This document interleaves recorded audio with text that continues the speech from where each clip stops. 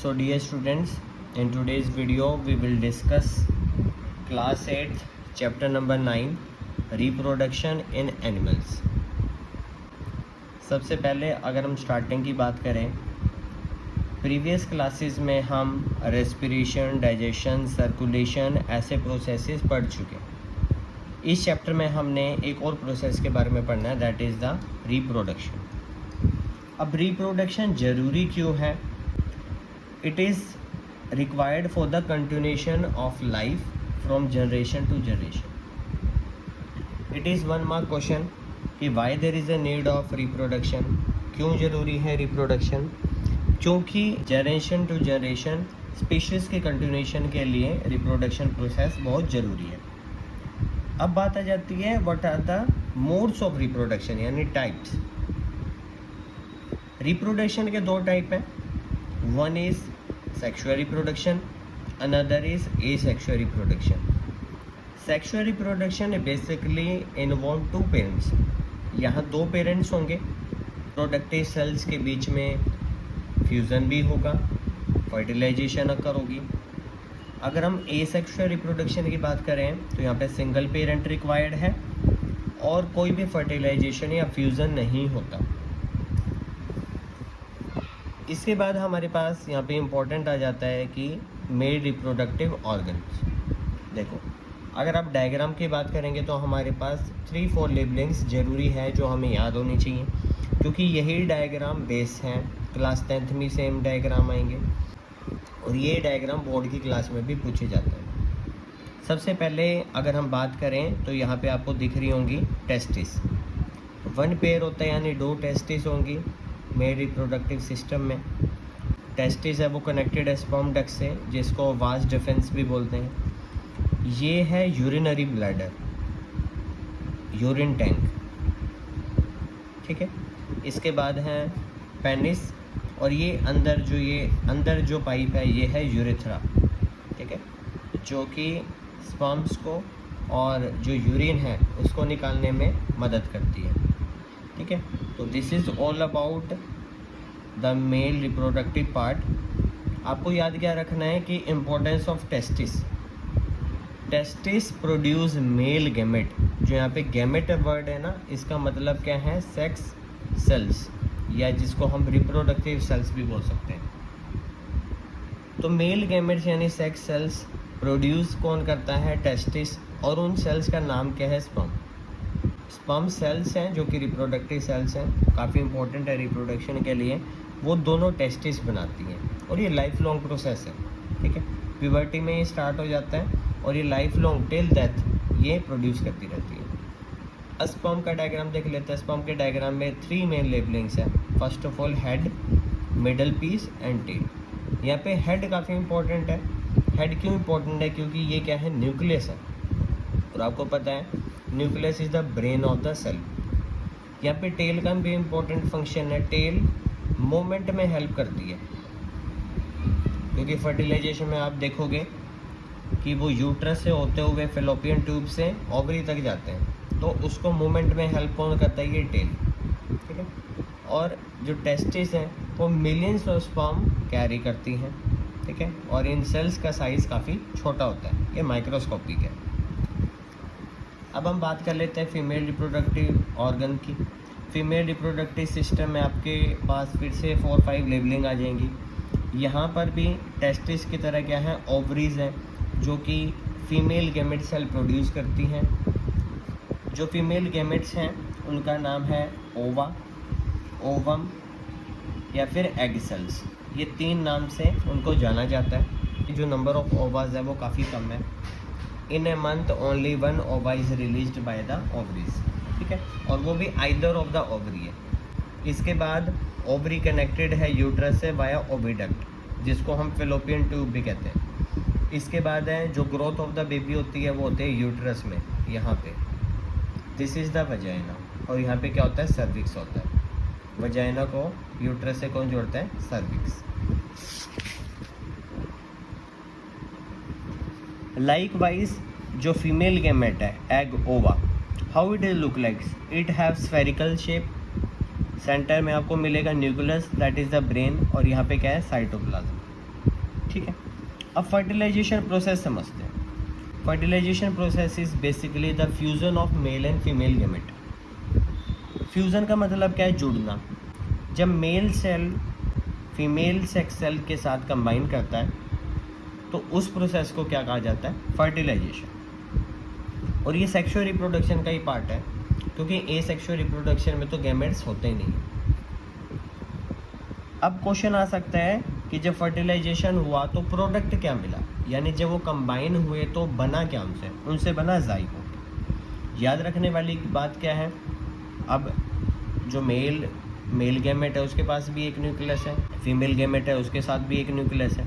जब वो आपस में फ्यूज़ हो रहे हैं, देखो यहाँ पे फ्यूज़न दिखा रखी है, जब आपस में फ्यूज़ हो रहे हैं ज़ाइगोट बना। अब ज़ाइगोट के पास कितने न्यूक्लियस हैं? ओनली 1। ठीक है, ये चीज़ याद रखने वाली है। और ये फर्टिलाइजेशन प्रोसेस है, जैसे कि ओवा के पास स्पर्म आ रहे हैं, only 1 sperm will fuse with the female gamete. ठीक है, ये ओवा है जिसमें मिलियंस ऑफ स्पर्म में से कोई एक ही स्पर्म ऐसा होता है जो कि इसके साथ कंबाइन करेगा, और जो आपस में जो इनके न्यूक्लियस है वो क्या हो जाता है? मर्ज हो जाते हैं, वो फ्यूज़ हो जाते हैं। Process of fertilisation, mating of egg cell from the mother and sperm cell from the father. और ये जब दोनों आपस में कंबाइन करते हैं तो ज़ाइगोट बनता है। ठीक है, इसके बाद करते हैं कि जो फर्टिलाइजेशन है ना वो भी 2 टाइप की है, इंटरनल फर्टिलाइजेशन और एक्सटर्नल फर्टिलाइजेशन। इंटरनल फर्टिलाइजेशन में क्या है कि जो कम्बिनेशन है मेल एंड फीमेल गैमेट का, वो इनसाइड द फीमेल बॉडी होता है, एज सिंपल एज दैट।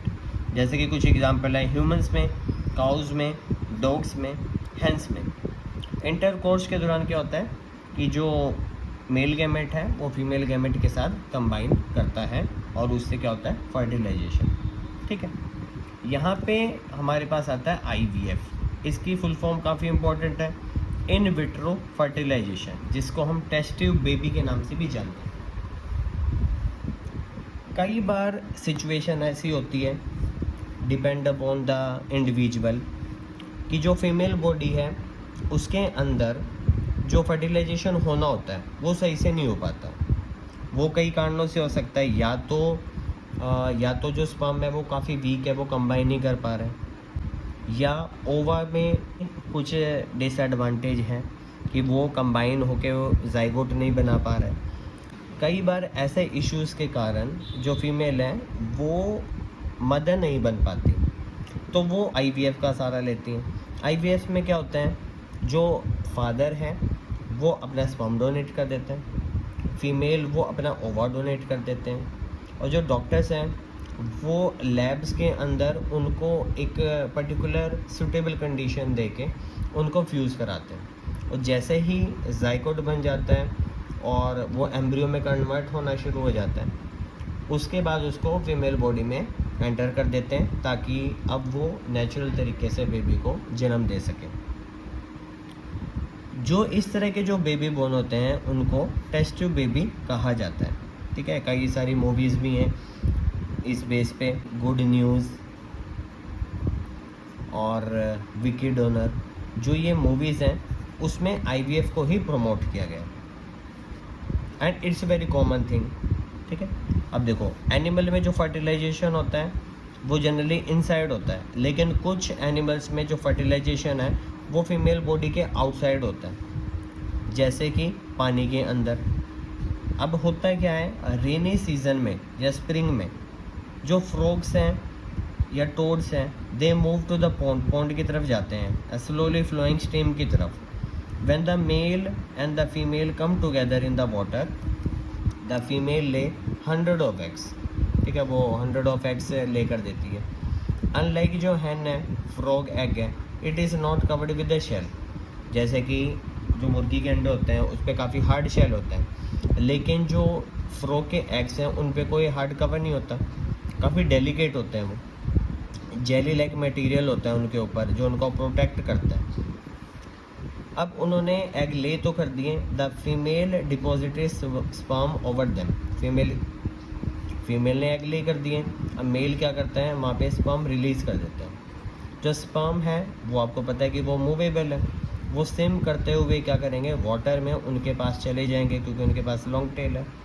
तो स्पर्म में when they come in the contact with the eggs fertilisation हो जाएगा, और फर्टिलाइजेशन से आपको पता है कि जाइगोट बनेगा और उससे नए फ्रॉक्स बनेंगे।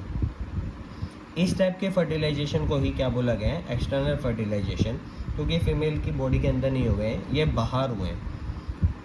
अब कुछ एग्जांपल हैं कि फ्रॉक्स के अलावा कौन से एनिमल्स हैं जो कि एक्सटर्नल फर्टिलाइजेशन को फॉलो करते हैं। That are fish, star fish and frog itself. Okay, humans में जो फर्टिलाइजेशन होता है, जाइगोट बन गया, उसके बाद जाइगोट की नेक्स्ट स्टेज आती है, दैट इज़ द एम्ब्रियो।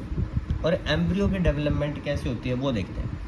आपको पता है जो फैलोपियन ट्यूब से मूव करता हुआ जो एग के साथ कंबाइन करती है, तो उसने क्या बना दिया, जाइगोट बना दिया। अब जाइगोट सिंगल सेलुलर है, सिंगल न्यूक्लियस है उसके अंदर। उसके बाद वाले टाइम में क्या होगा, मियोसिस प्रोसेस से अब ये क्या होगा, सेल डिवीज़न होना स्टार्ट हो गया। 1 से 2 बने, 2 से 4, 4 से 8, ऐसे सेल डिवीज़न होनी शुरू हुई है। और ये सेल डिवीज़न होते होते होते होते क्या हुआ, वो मल्टी सेलुलर हो जाता है और मल्टी न्यूक्लियर हो जाता है। यानी हम कह सकते हैं embryo is the next stage of zygote in which the zygote develop itself, it multiplies and converted into various cells। ठीक है, जाइगोट डिवाइड हो जाएगा, ठीक है, डेवलप हो जाएगा, ठीक है, तो वो बन गया है एम्ब्रियो। एम्ब्रियो बाद में जाके क्या होगा, यूट्रस की वॉल से स्टिक हो जाता है, जैसे ये दिखाया हुआ है। अब ये क्या होगा, यहीं स्टिक होके वो क्या होता है, ग्रोथ होनी शुरू हो जाती है। Embryo continue to develop in the uterus, और यूट्रस में क्या होगा, वो डेवलप होना शुरू हो जाता है। अब नेक्स्ट स्टेज आती है the gradually develop parts such as hands, legs, head, eyes, ears. उसके बाद क्या होगी, एम्ब्रियो की ऐसे जो बॉडी पार्ट्स हैं वो ग्रो होने स्टार्ट हो जाते हैं। यानी हम कह सकते हैं जो एम्ब्रियो की नेक्स्ट स्टेज है वो डेवलप होनी स्टार्ट हो जाती है, उसका नाम है foetus. Fetus is the next stage of embryo in which all the body parts of the baby are identifiable। पता चल जाता है कि हाँ अब ये हाथ है, ये पैर है, ऐसे डेवलप होने शुरू हो जाता है। तो उस स्टेज को क्या बोलते हैं, फिटस। इस टाइम पे बेबी काफ़ी ग्रो हो जाता है, ठीक है। When the development of fetus is complete, उसके बाद तो आपको पता है the mother will give birth to the baby। Internal fertilization that take place in the hen also, ठीक है। इंटरनल फर्टिलाइजेशन हैन में भी होती है, लेकिन do hen give birth to the baby like human beings, ऐसा तो नहीं होता कि वो अंदर ही जो उनके चिक्स होते हैं उनको ग्रो करके बाद में रिलीज़ करते हैं, ऐसा नहीं होता। वो अंडे देते हैं, उनके बाद जो डेवलपमेंट का प्रोसेस है, एम्ब्रियो, फेटस, वो बनने का प्रोसेस वो लेटर है, ठीक है, और वो बॉडी के बाहर होता है। Soon after fertilization, zygote divide repeatedly and travel down the oviduct, ठीक है, ओविडक्ट से होता हुआ वो जाना शुरू हो जाता है। As it travel down, many protective layer are formed over it, hard shell, and you can see the hen egg is a protective layer। इसमें क्या होता है hen के अंदर कि जैसे फर्टिलाइजेशन हुआ उसके बाद जाइगोट डेवलप होना शुरू हो गया ओविडक्ट से जाते हुए, उस टाइम पे उसके पास क्या आ जाता है, काफ़ी ज़्यादा प्रोटेक्टिव लेयर ग्रो हो जाती है, और इसी वजह से जो एग होता है हैन का वो काफ़ी ज़्यादा हार्ड शेल से प्रोटेक्ट होता है। After the hard shell is formed around the embryo, ठीक है ना, in which the embryo will develop itself, ठीक है। उस हार्ड शेल के अंदर क्या होगा, अब जो एम्ब्रियो वो डेवलप होना शुरू हो जाएगा। And embryo take 3 weeks to develop into a chick. 3 हफ्ते लगते हैं जब एक एम्ब्रियो को अच्छे से डेवलप होके चिक में कन्वर्ट होने में, ठीक है। You must have seen then hen is sitting over egg, कि अंडों के ऊपर जो हैन है क्या उनको सिर्फ प्रोटेक्ट करने के लिए बैठी होती है, रीज़न होगा नहीं, क्योंकि एम्ब्रियो बनने के लिए, एम्ब्रियो का डेवलपमेंट होने के लिए एग्स को सूटेबल कंडीशन चाहिए, उनको वार्म सफिशिएंट टेम्परेचर चाहिए, ठीक है, और इसी वजह से वो हैन उनके ऊपर बैठी रहती है। Chicks take place inside the eggshell during this period. After this chick is completed, it burst and open the eggshell। एक बार जब वो डेवलपमेंट पूरी हो जाती है उसके बाद तो जो चिक है वो एगशेल तोड़ के बाहर निकल जाता है। In animals that undergo external fertilization, जो डेवलपमेंट एम्ब्रियो का वो आउटसाइड द बॉडी है, एम्ब्रियो कंटिन्यू करता रहता है अपनी जो डेवलपमेंट है in the egg covering. After the embryo develop the egg hatch, ठीक है, एग टूट जाता है और उसके बाद वो रिलीज हो जाते हैं। Numerous tadpole swimmings in the ponds and streams, और आपको पता है फ्रॉग के केस में जो टैडपोल्स है काफ़ी सारे पानी में ही या पॉन्ड में ही रिलीज हो जाते हैं। अब टॉपिक आता है विविपेरस और ओविपेरस एनिमल्स क्या है। Viviparous animals are those animals which give birth to the young ones, यानी वो अंडे नहीं देते, वो डायरेक्टली यंग वंस को जन्म देते हैं। ह्यूमंस आगे, काऊ, बफेलो, ऐसे जो एनिमल्स हैं, कैटल्स हैं, वो जनरली यंग वंस को जन्म देते हैं। डॉग्स, कैट भी आ जाएंगे इसके अंदर। विविपेरस एनिमल्स तो ये हो गए। अब ओविपेरस एनिमल में क्या होता है, दोज ले एग, जो अंडे देते हैं। इसमें फिशेस आ जाएंगी, फ्रॉग आ जाएगा, हैन आ जाएगा, ये ओविपेरस एनिमल्स हैं। The eggs of the few animal are easy to observe because mother lay them outside the their body, ठीक है। These are the example of oviparous animal, ठीक है। अब क्या है, but you would not be able to collect the eggs of a dog, cow और cat, क्योंकि उनके तो होते नहीं, क्योंकि वो क्या है, विविपेरस एनिमल्स हैं। The mother gave birth to the young ones, these are the example of viviparous animal, ठीक है। ह्यूमंस विविपेरस है। अब देखो, young ones to the adult, आपको पता है सबसे पहले जो सिल्क वॉर्म है रिलीज करते हैं। एग की डेवलपमेंट होती है लार्वा में, जिसको बोलते हैं कैटरपिलर। कैटरपिलर प्यूपा बनाता है और प्यूपा से बना एडल्ट, ठीक है। तो इतनी सारी स्टेजेस हैं जब जाके वो डेवलप होते हैं। ऐसे ही जो फ्रॉग्स के केस की बात करें, फ्रॉग्स एग रिलीज करेंगे, एग टैडपोल में या लार्वा में कन्वर्ट होगा और फिर वो एडल्ट में कन्वर्ट होगा। इस तरह से आप डायग्राम देख सकते हैं, एग अर्ली टैडपोल में कन्वर्ट हुआ, उसके बाद वो लेट टैडपोल जिसमें उसके पैर भी आने लगे, और एकदम से उसके क्या होते हैं, अच्छी डेवलपमेंट होती है बॉडी की, और वो एडल्ट फ्रॉग में कन्वर्ट हो जाता है। अब इन दोनों के बीच में काफ़ी ज़्यादा फ़र्क है। इनके तो पैर हैं, इनके पैर नहीं है, इसकी पूँछ थी, अभी इसकी पूँछ नहीं है। ये जनरली पानी में रहते हैं, लेकिन ये पानी और ज़मीन पे दोनों जगह रह सकते हैं। तो यहाँ पे एक प्रोसेस आता है मेटामॉर्फोसिस। इसका क्या मतलब है, द ट्रांसफॉर्मेशन ऑफ लार्वा, इसकी डेफिनेशन है the transformation of larva to the adult through the drastic change is called as metamorphosis. यानी बॉडी के अंदर लार्वा से एडल्ट बनते वक्त कुछ चेंजेस आते हैं, ड्रास्टिक चेंजेस, ठीक है, नोटिसेबल चेंजेस आते हैं। वो किस वजह से आते हैं, वो हॉर्मोन्स की वजह से आते हैं, और इसी वजह से क्या होता है, वो उसकी बॉडी में काफ़ी ज़्यादा चेंजेस आ गया और वो एक नई कैरेक्टरिस्टिक्स के साथ ग्रो हो जाते हैं। यहाँ पे जो थायरोक्सिन हार्मोन है उसकी वजह से यहाँ पे लंग्स आ जाते हैं। अदरवाइज टैडपोल के पास तो गिल्स होते हैं, अब फ्रॉग के पास लंग्स हैं। ज़मीन पे अगर सांस लेना है तो वो लंग्स से लेते हैं, पानी में लेना है तो वो स्किन से लेते हैं। इनके पास गिल्स नहीं होते, लेकिन टैडपोल के पास गिल्स हैं।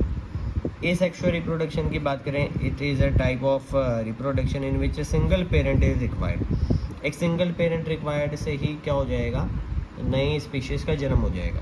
इसमें कोई भी गैमेट फॉर्मेशन नहीं है, कोई भी फर्टिलाइजेशन नहीं होता है यहाँ पे, ठीक है। और ये जनरली माइक्रो ऑर्गेनिज्म में पॉसिबल है, ठीक है। अब जो एसेक्सुअल रिप्रोडक्शन है उसमें हमने बडिंग का पढ़ना है। Budding is a type of asexual reproduction in which a small bud start growing on the surface of the body। छोटा सा बर्ड ग्रो होना स्टार्ट हो जाता है, फिर वो डेवलप हो जाएगा। जब आफ्टर कंप्लीट डेवलपमेंट वो बॉडी से रिमूव हो जाता है। इन हाइड्रा वन और more bulges, these bulges are developing into new individual and they are called as birds, ठीक है। When the birds in the hydra after complete development वो bird अलग हो जाएगा उससे और एक नया हाइड्रा बन जाएगा। अब वो बिल्कुल एग्जैक्ट सेम है। अब बात करते हैं अमीबा की। अमीबा में क्या होता है, it is a type of asexual reproduction only binary fission. Binary का मतलब है दो और फिजन का मतलब है टूटना, यानी एक बॉडी अमीबा की वो दो बॉडीज में टूट जाती है, उस प्रोसेस को बाइनरी फिजन बोलते हैं। इसमें होता क्या, सबसे पहले जो न्यूक्लियस है उसका इलोंगेशन होता है। इलोंगेशन होने के बाद क्या होगा, उसका डिवीज़न होगा।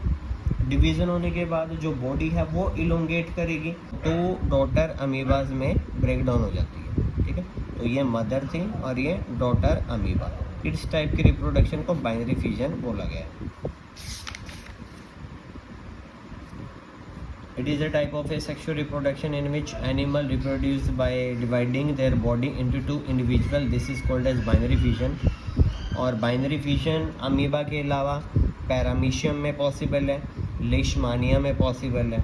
तो ऐसे एग्जांपल भी आपसे पूछे जा सकते हैं। जो भी प्रोसेस है उसमें 2-3 एग्जांपल आपको पता होने चाहिए। स्टोरी ऑफ डॉली से जनरली क्वेश्चन नहीं आता है, लेकिन फिर भी इसके बारे में पता होना चाहिए। So this is all about this chapter. I hope आपको जो रिप्रोडक्शन से रिलेटेड टॉपिक है अच्छे से समझ आ गया होगा। रिप्रोडक्शन जो रिप्रोडक्टिव पार्ट्स हैं काफ़ी इम्पोर्टेंट है, उनसे रिलेटेड जो उनके गैमेट्स हैं वो इम्पोर्टेंट है। ज़ाइगोट प्रोसेस काफ़ी इम्पोर्टेंट है। एम्ब्रियो डेवलपमेंट काफ़ी इम्पोर्टेंट है। विविपेरस और ओविपेरस एनिमल के बीच में डिफरेंस आ सकता है। एसेक्सुअल रिप्रोडक्शन में तो आपको पता है बडिंग और बाइनरी फिशन के एग्जांपल पूछे जा सकते हैं। मेटामॉर्फोसिस कीवर्ड पूछा जा सकता है इसका रीज़न, और इससे तो कुछ नहीं पूछा जाएगा। तो आई होप आपको ये चैप्टर अच्छे से समझ आ गया होगा। इससे रिलेटेड बेटा कोई भी डाउट है तो आप कमेंट बॉक्स में पूछ सकते हैं। Thank you so much.